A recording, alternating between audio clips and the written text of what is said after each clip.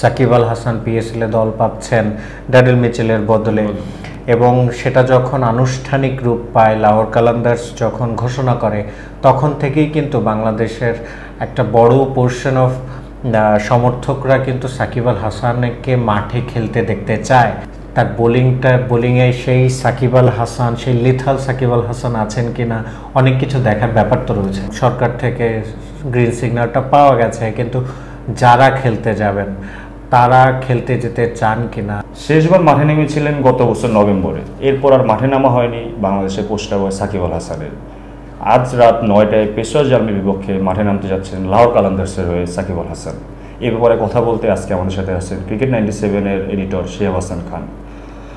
তো শিহাব ভাই, সাকিব আল হাসান এর আগে কেন পিএসএলে আসলে দল পায়নি? এটা কি তার বোলিং অ্যাকশনের কারণে, নাকি আসলে সাকিব আল হাসান মাঠের বাইরে ছিল বলেই বিভিন্ন ফ্র্যাঞ্চাইজি টিম পিএসএল বা আইপিএল যেটাই বলি তারা আসলে তাকে নেয়নি? হ্যাঁ, এটা অনেক রকম কারণ হতে পারে, কারণ ফ্র্যাঞ্চাইজি ক্রিকেটের অ্যাভেলেবিলিটি তারা সবচেয়ে বেশি প্রাধান্য দেয়, এবং যে কারণে বাংলাদেশের অনেকেই, আমি বলবো যে, সুযোগ পান না আসলে, যে কারণ অ্যাভেলেবিলিটিটা থাকে না। এনওসি নিয়ে আপনি অনেকবারই দেখে থাকবেন যে এনওসি নিয়ে অনেক কথাবার্তা হয় এবং এটা লেন্দি প্রসেস হয়। তো দলগুলো আসলে এটা চায় না।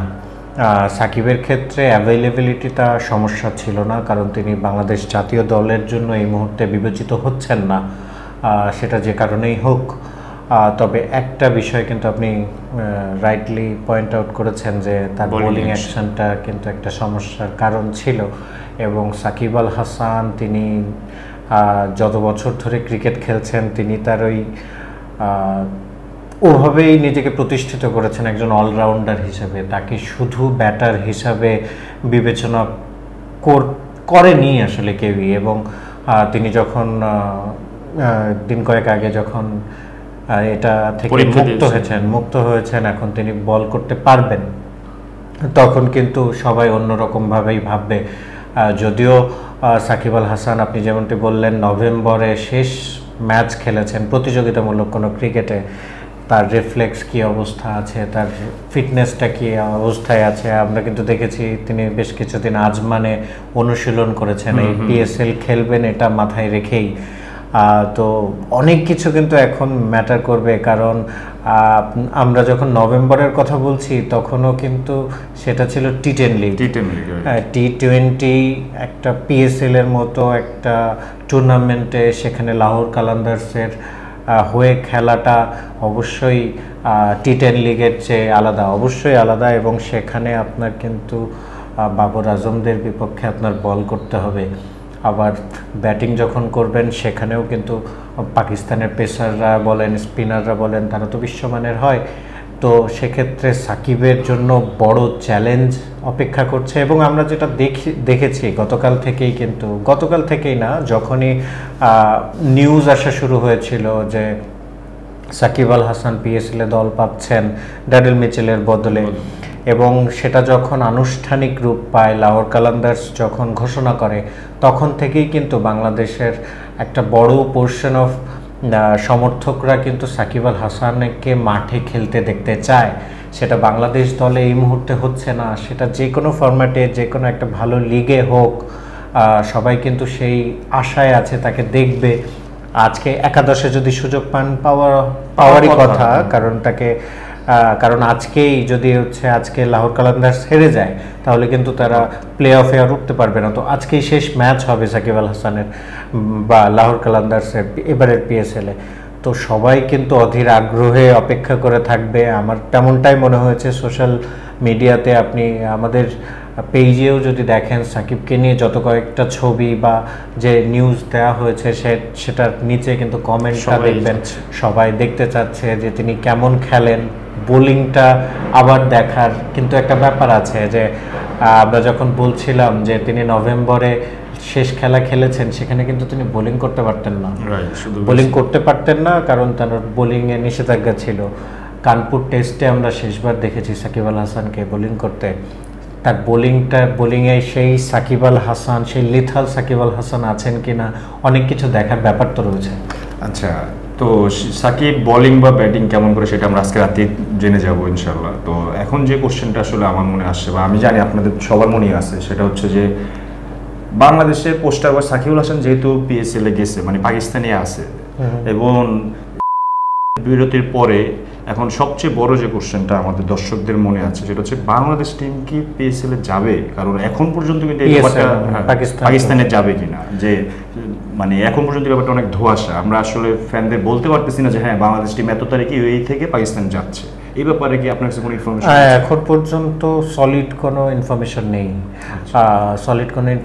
নেই, কারণ পাকিস্তান একটা সূচি প্রপোজ করেছে বাংলাদেশ ক্রিকেট বোর্ড এখনো সেটাকে গো থ্রু দিয়েছে কিনা সে ব্যাপারে কোনো, মানে এখনো আমরা বলতে পারি যে কোনো গ্রিন সিগন্যাল না। গ্রিন সিগন্যাল এটা জানা গেছে যে বাংলাদেশ সরকার থেকে কোনো বাধা নেই। আচ্ছা, এইসব যেখানেই সিকিউরিটি কনসার্ন থাকে সেক্ষেত্রে কিন্তু দেশের যে দেশের ক্রিকেট বোর্ড সেই দেশের সরকারের একটা পারমিশন কিন্তু একটা ব্যাপার হয়। সেই ব্যাপারে আমরা যতদূর জেনেছি, এবং ফারুক আহমেদও গতকাল এসেছিলেন ক্রিকেট বোর্ডে, তিনি অফ দ্য রেকর্ডেই বলেছেন যে আসলে যে সরকার থেকে গ্রিন সিগন্যালটা পাওয়া গেছে, কিন্তু যারা খেলতে যাবেন তারা খেলতে যেতে চান কিনা। আমি যতদূর জানি যে আজকে রাতে ক্রিকেটারদের সঙ্গে বসার কথা রয়েছে। গতকাল আপনি প্রেজেন্টেশনেও দেখবেন যে বাংলাদেশ ক্রিকেট বোর্ডের cricket ops chairman Nazmul Abedin Fahim তিনি ওখানে আছেন,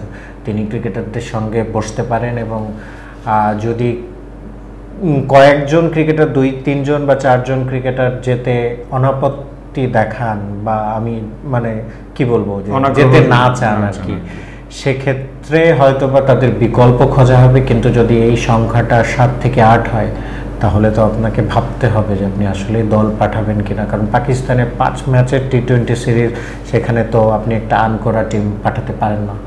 তো আসলে আজকের মিটিংয়ের পর একটা মনে হয় যে কিছু একটা জানা যাবে, কিন্তু একেবারেই কাছাকাছি সময় চলে এসেছে, কারণ এখন বাংলাদেশ দল ইউএইতে ওখানে কতদিন থাকবে এরকমও একটা কথা রয়েছে। যদি পাকিস্তান সিরিজ হয়তো বা আরব আমিরাত থেকে তারা আগামীকাল ম্যাচ শেষ করে বাংলাদেশে ফিরবে, তারপর আবার পাকিস্তানে যাবে। আবার এরকমও কথা শোনা যাচ্ছে যে আরব আমিরাতে আরো একটা ম্যাচ খেলতে পারে, বাংলাদেশ 3 ম্যাচের সিরিজ হতে পারে। সেক্ষেত্রে সেরকম চেষ্টা চলবে, কারণ মানে আপনি 2 রকম চিন্তা করতে পারেন যে আপনি ইউএইতে আছেন, সেখানে শুধু বসে আছেন, সেটা একরকম, একটা ম্যাচের জন্য বসে থাকা সেটা আরেক রকম, আর আপনি ওখানে থাকা ব্যয়বহুল অবশ্যই।